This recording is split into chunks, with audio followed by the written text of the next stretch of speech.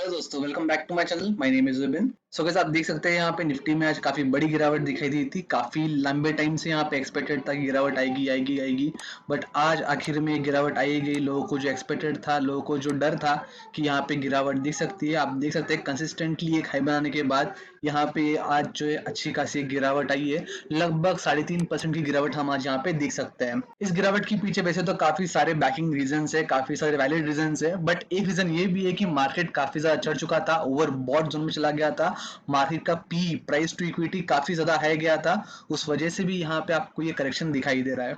और ये करेक्शन बस निफ्टी में ही नहीं बल्कि ओवरऑल इंटरनेशनल मार्केट में आपको दिखाई दे रहा है। सारे के सारे फ्यूचर्स जो है यहाँ पे डाउन चल रहे हैं, यहाँ पे गिरे हुए सारे के सारे इंटरनेशनल मार्केट्स यहाँ पे आपको रेड में दिखाई देंगे। सो आज की वीडियो में हम देखेंगे यहाँ पे इस डाउनफॉल का रीजन क्या है, डाउनफॉल हम कब तक एक्सपेक्ट कर सकते हैं, आगे कब तक रह सकता है। अभी यहाँ पे ये डाउनफॉल का हम यहाँ पे अपॉर्चुनिटी कैसे यूज कर सकते हैं, कैसे हम अपना पोर्टफोलियो को जो है स्ट्रॉन्ग बना सकते हैं, हमें क्या खरीदना चाहिए, क्या बेचना चाहिए, सही टाइमिंग क्या होगा, सही स्ट्रेटेजी क्या होगी, ये सारी डिटेल्स हम इस वीडियो में आगे देखेंगे। सो आज की गिरावट की जो मेन न्यूज है, जो ओवरऑल मार्केट में सारे न्यूज चैनल्स पे जो कवरेज हो रहे हैं वो यही है कि यहाँ पे यूके से जो फ्लाइट्स है 31 दिसंबर के तक जो है सस्पेंड कर दिए गए हैं। वैसे तो कोविड का जो खतरा है, कोविड के जो कंसर्न है ओवरऑल वर्ल्ड वही है जो पहले थे। यहाँ पे वैक्सीन नए नए आ रहे हैं बट स्टिल ट्रायल फेसेस में या फाइनल फेसेस में है।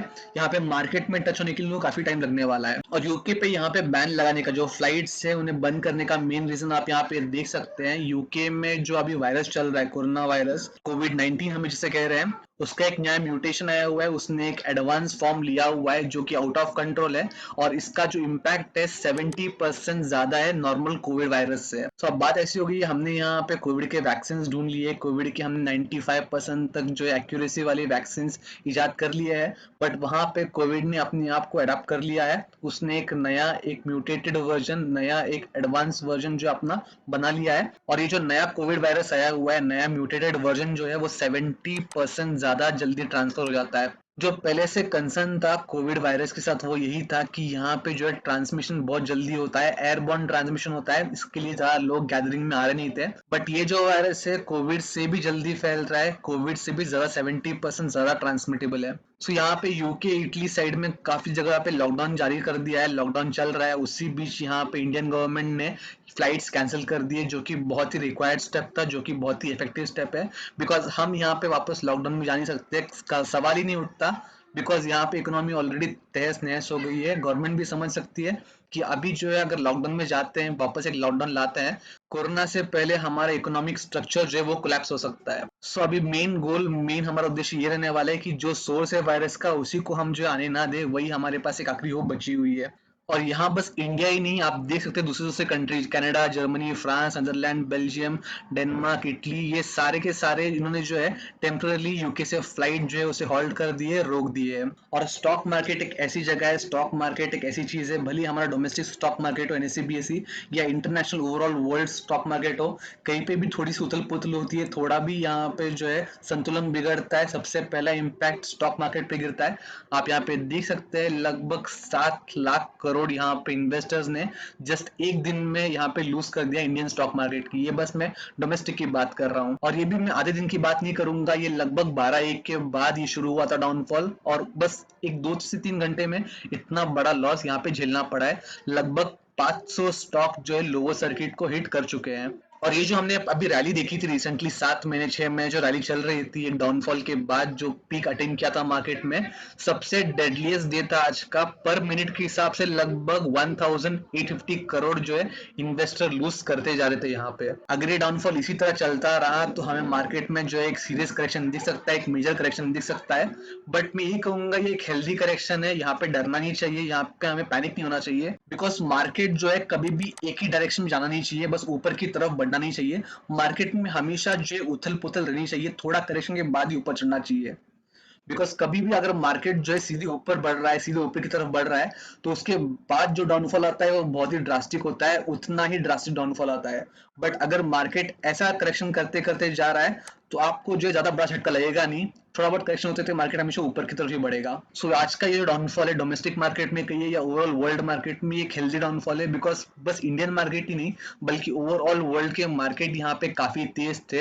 यहाँ पे अमेरिकन मार्केट्स तो काफी ज्यादा चढ़ गए थे, आज वहां भी हमें करेक्शन दिखाई दे रहा है। सो आप यहाँ देख सकते हैं डाउ जोन्स शुरू होके बस आधा घंटा हुआ है और डाउ जोन्स में एक बड़ी गिरावट दिखाई दे रही है, लगभग 1.28% से गिरा है, लगभग 386 पॉइंट्स अब तक ये जो है डाउन जा चुका है। सो मेजर पॉसिबिलिटी यही लग रही है कि मार्केट क्लोज होते हैं तो यहाँ पे डाउ जोन्स भी जो है रेड में क्लोज होने वाला है, नेगेटिव में क्लोज होने वाला है। सो अगर ये ऐसा होता है तो कल हमारे मार्केट पे भी काफी बड़ा प्रेशर दिखाई दे सकता है, कल इंडियन मार्केट्स भी हमें जो है प्रेशर के अंदर दिखाई दे सकते हैं, रेड में दिख सकते हैं।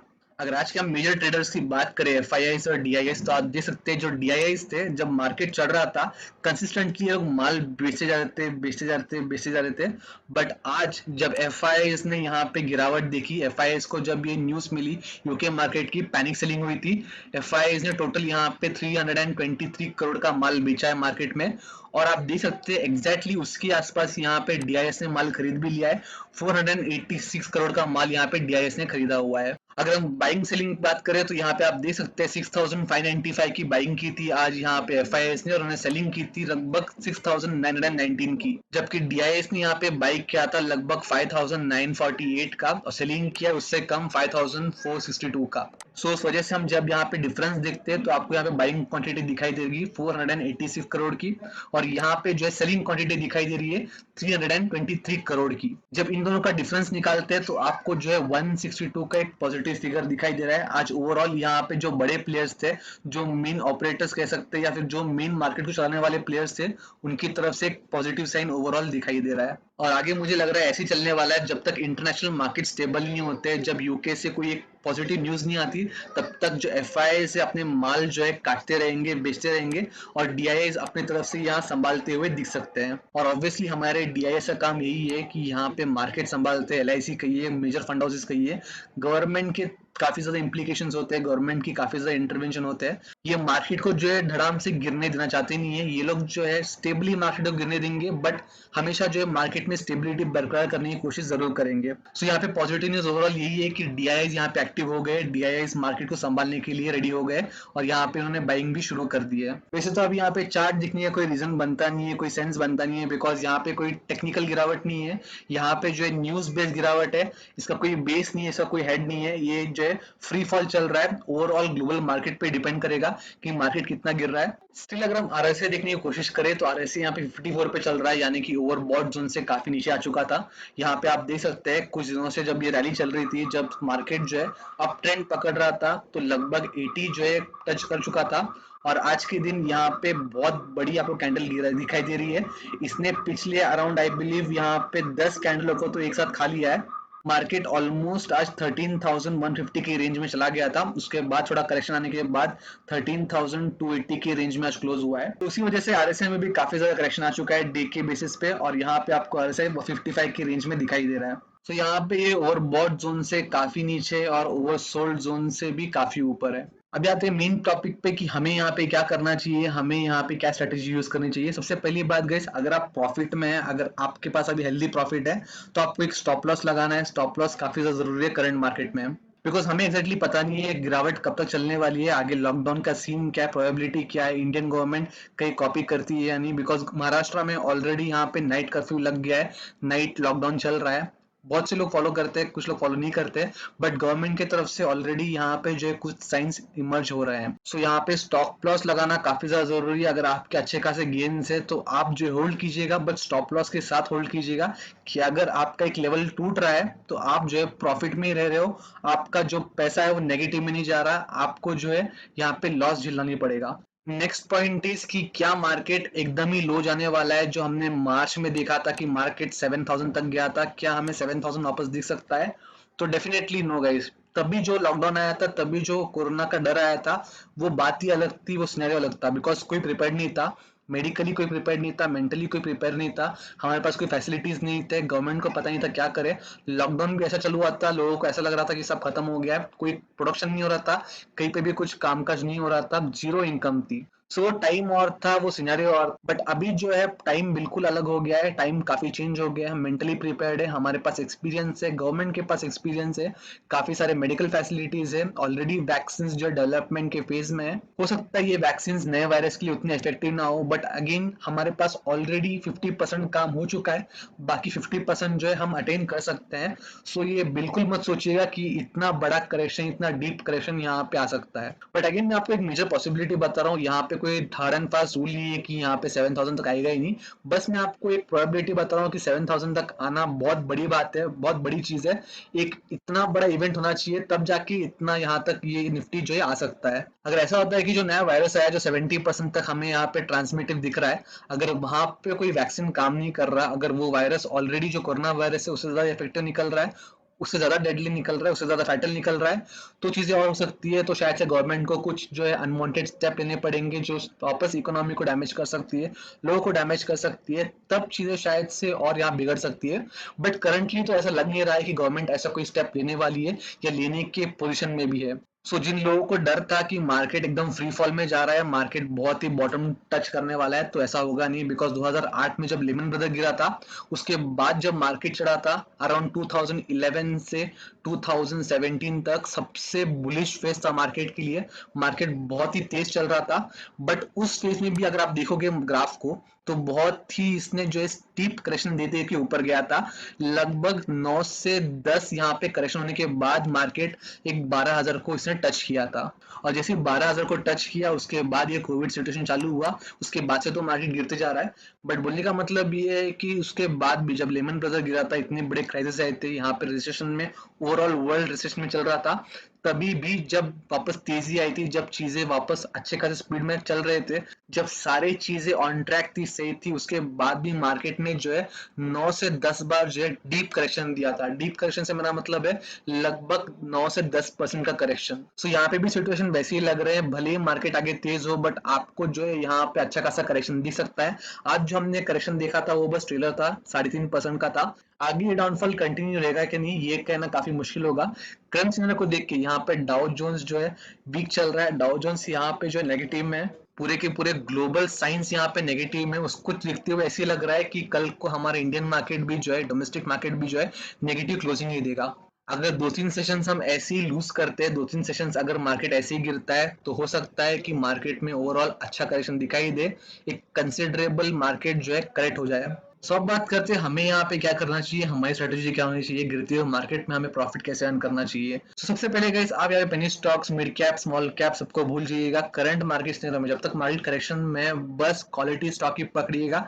3-4 स्टॉक ऐसे हैं जो ऑलरेडी अपने वैल्यू से काफी ज्यादा भाग चुके हैं, ऐसे स्टॉक के पीछे जाइएगा। HCL, TCS, विप्रो, अगर इनमें अच्छा करेक्शन आता है, ये अगर अच्छे गिरते हैं, तो आप यहाँ पे इन्वेस्ट कर सकते हैं। बिकॉज आईटी एक ऐसा बिजनेस है जो कोविड की वजह से ज्यादा इम्पैक्ट दिख नहीं पाता है, बल्कि उनके प्रॉफिट और बढ़ते जा रहे हैं। सो यहाँ पे आप आईटी स्टॉक पे काफी ज्यादा नजर रख सकते हैं डाउनफॉल में। अगर ये स्टॉक आपको अच्छे रेट में मिलते हैं, अच्छे करेक्शन में मिलते हैं, तो आप एक बार इनमें एंट्री ले सकते हैं। सबसे पहले इन्फोसिस, TCS, HCL, विप्रो, ये 4 ऐसे कंपनी है जहां पे भले ही स्टॉक कितना भी गिर जाए, बट आने वाले टाइम में ये स्टॉक बढ़ते रहने वाले हैं।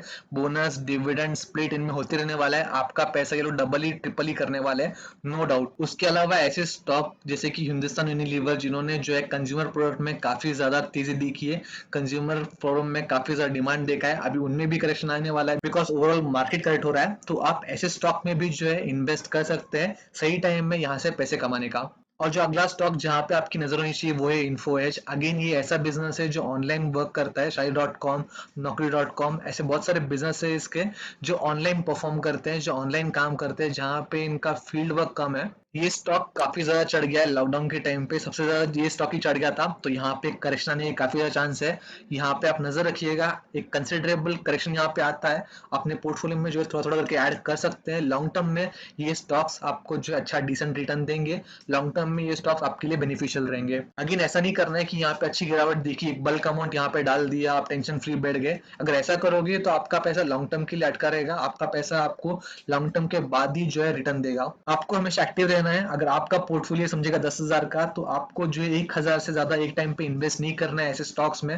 भले ही आप एक स्टॉक में इन्वेस्ट कर रहे हैं, सारे के सारे स्टॉक में इन्वेस्ट कर रहे हैं, बट आप जो है बहुत ही बिट्स एंड पीसेस में इन्वेस्ट कीजिएगा, छोटे छोटे ट्रांचेस में इन्वेस्ट कीजिएगा, बिकॉज हमें एक्जैक्टली पता नहीं होता है मार्केट रिबाउंड कब लेगा, मार्केट वापस ऊपर कब जाएगा, एग्जैक्ट उसका बॉटम पॉइंट कब होने वाला है। टेक्निकल्स हमें साइन दे सकते हैं, बट टेक्निकल्स के साइंस हमेशा जो है 100% वेरीफाइड नहीं होता है।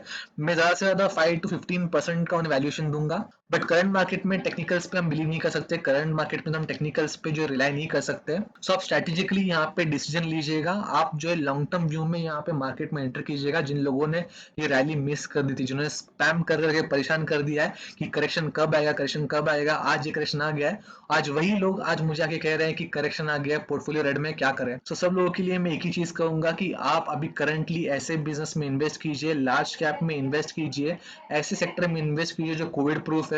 बैंकिंग स्टॉक से करंटली तो दूर रहिएगा जब तक यहाँ पे करेक्शन चल रहा है, बिकॉज बैंकिंग स्टॉक का भरोसा नहीं होता है, बहुत ही जल्दी अच्छे रिटर्न भी देता है और बहुत ही जल्दी जो एक यूटर्न भी लेता है। तो अगर फाइनेंस सेक्टर के पीछे भाग भी रहे हो तो आप जो है एकदम ही क्वालिटी स्टॉक, एकदम टॉप के 2-3 स्टॉक ही पकड़िएगा, बॉटम फिशिंग के लिए मत जाइएगा, बिकॉज करेक्शन में हमेशा आपको क्वालिटी इन्वेस्टमेंट करना पड़ता है, करेक्शन में हमेशा आपको जो है टॉप से टॉप स्टॉक पकड़ना पड़ता है। सो करंट सिचुएशन को देख के, ग्लोबल मार्केट को देख के, और जो एफआईआई पैनिक क्रिएट कर रहे हैं, जिस तरीके से वो लोग जो अपना माल है बेच के निकल रहे हैं, उस वजह से तो यही लग रहा है कि यहाँ पे करेक्शन की अच्छी खासी पॉसिबिलिटीज है।